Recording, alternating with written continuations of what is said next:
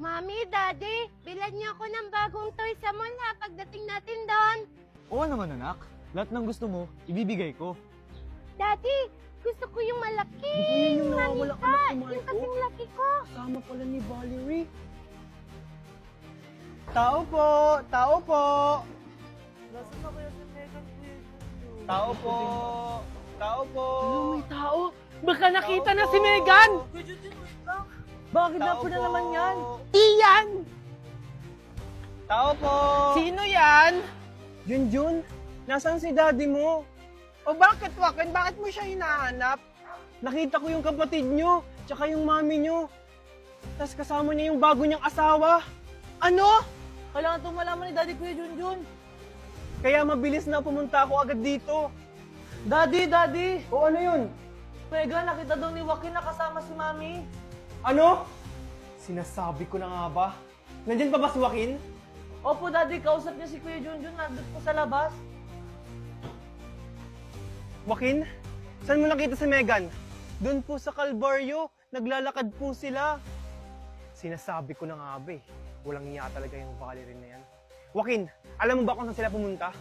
Basta ang narinig ko, pupunta sila ng mall. Kailangan ko magmadali. Joaquin, salamat sa impormasyon ha. Tara, Junjun. Walang anuman po, Tito Marco. Joaquin, salamat ha. Mag-iingat kayo, Junjun. Sige, aalis na kami. Ma'am, may balita ko sa'yo! Ano na naman, Ma'am Valerie? Di ba bang mahilig ka sa mga K-drama? Sakto may i-recommend ako sa'yo. Tempest! Napakaganda niyan, ma'am! Talaga? Eh, magkano naman yung subscription niyan, Valerie? Nagtitipid pa naman ako ngayon. Ano ka ba, ma'am? Same lang tayo nagtitipid. Libre mo lang yan, mapapanood. Talaga? Saan mo naman yan mapapanood? Salok! Ma'am! Sa Luklok, marami ka mapapanood. Katulad ng K-drama, anime, horror, American TV show, at marami pang iba ng libre! At pwede mo siya itong i-download para makapanood ka kahit offline! Available ito sa App Store and Play Store! Or click the icon below! Mamamatay ako sa bulan sa inyo! Grabe kayo mga bata, kayo hindi mo lang kayo nagpapasabi? Sorry, ma'am! Pero ang pakay po talaga namin dito, ma'am, is magsusumbong po kami. Si Junjun po kasi kinulong nila Marco sa stockroom para hindi makapag-speech sa assembly meeting. Ano? Pero bakit nakapagsalita ka, Junjun? Kasi ma'am, tinulungan po ako ni Megan. Ay, naku, Valerie, may nangyayari lang pala sa mga estudyante mo tapos di mo pa alam? Kailangan masolusyonan mo yan ngayon din! O sige, umalis na kayo! Manonood ako dito sa Luklok! Oo, ma'am. Sige, sige. Okay po, ma'am.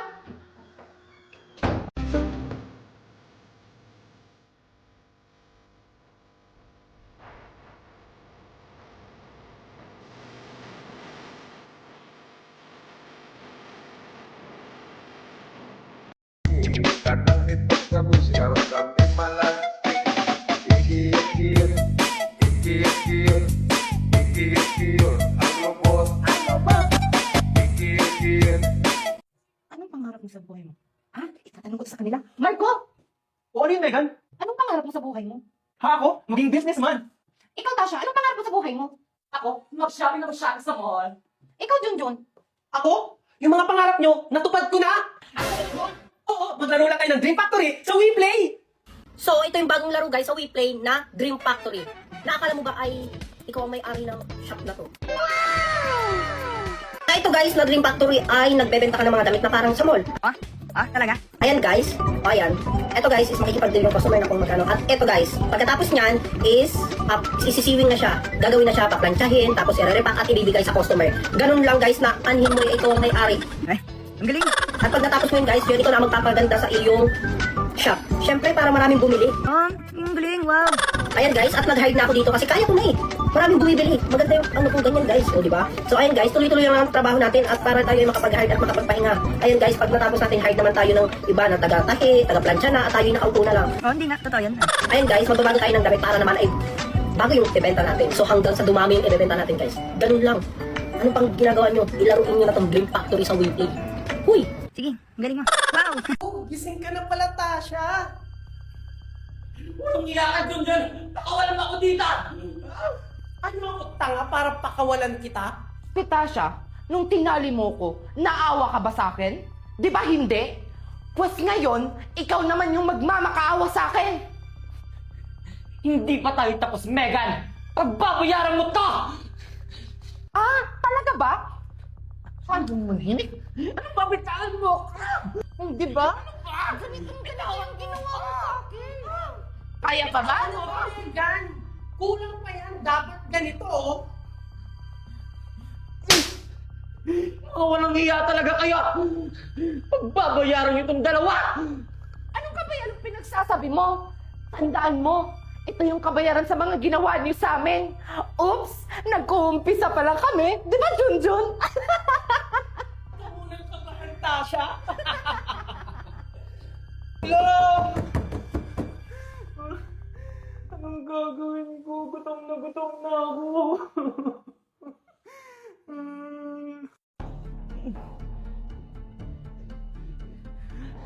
Tulong! Tulong! Tulungan niyo ako! Ay, buti na lang hindi traffic. Madami pa naman ako gagawin sa office namin.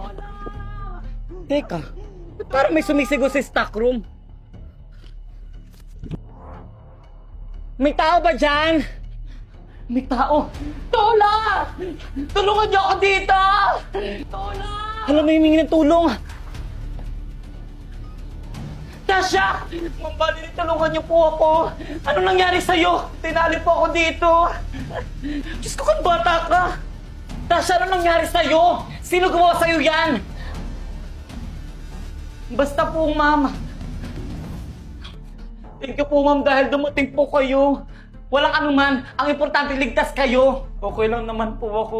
Buti na lang po dumating po kayo. Ma'am, si Marco po nasa taas nakakulong. Ha, ano? Si Marco? O sige, dyan ka na. Sige po, ma'am. Marco! Marco! Tao? May tulong! Tulong!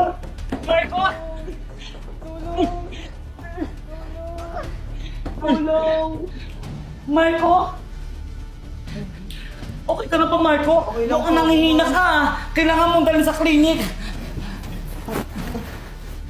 Ikaw lang po ba? Sorry po. Dahan-dahan lang po. Sino gumawa sa inyo yan? Para ma-report natin sa pulis.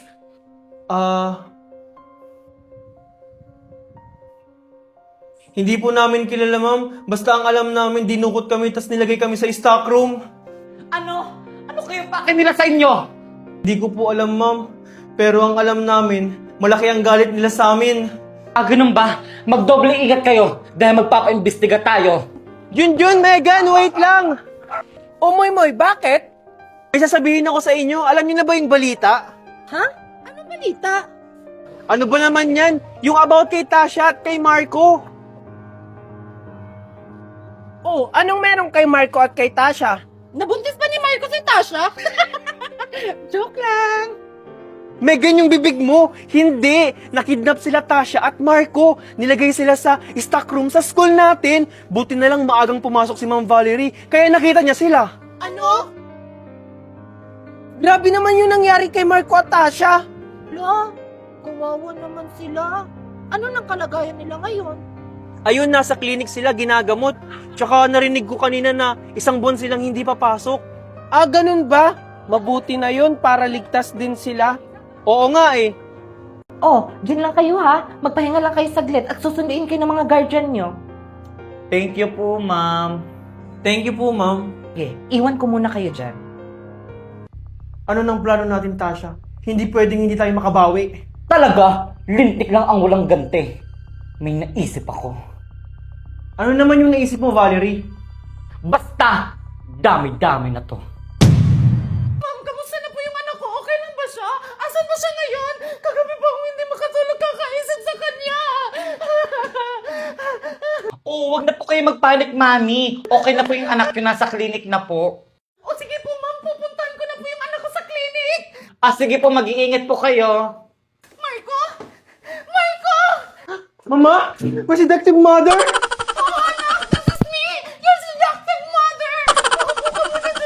Anak ko, kaya Buti pa siya andito ang mami niya. Pero ayoko na mag-ganyan, mami.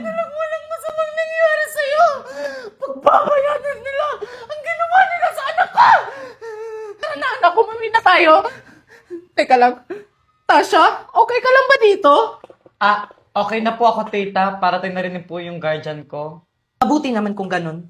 Pero huwag kang mag-alala dahil hindi ko papalampasin kung sino man ang may gawa sa inyo nito. O siya, mauna na kami. Tara na, Marco. Sige po, mag-iingat po kayo.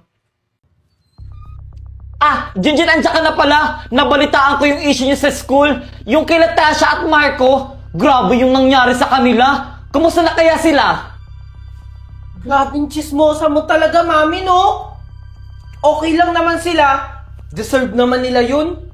Ikaw dyan yung bunganga mo, ha? Kahit binubuli ka nila, grabe yung nangyari sa kanila. Nakakaawa. Kaya ikaw dyan, mag-iingat ka, ha? Simula bukas, ihahatid sundo na kita. Mami, hindi na kailangan. Mas delikado. Paano kung ikaw yung kidnapin? Ay nako, Junjun, matanda na ako. Kaya ko na yung sarili ko. Grabe yung mga gumawa nun. Estudyante pa talaga. Mga demonyo sila. Mga walang awa. Hindi natin alam ang istorya, mami. Malay mo, gumaganti lang sila. Alam mo naman ang pamilya ni Tasha at Marco, lalo na yung mga magulang ni Marco. Kahit na, hindi dapat nila ginagawa yon. O sige na, magpahinga ka na. Bukas ha, ihahatid kita. Okay po, mami.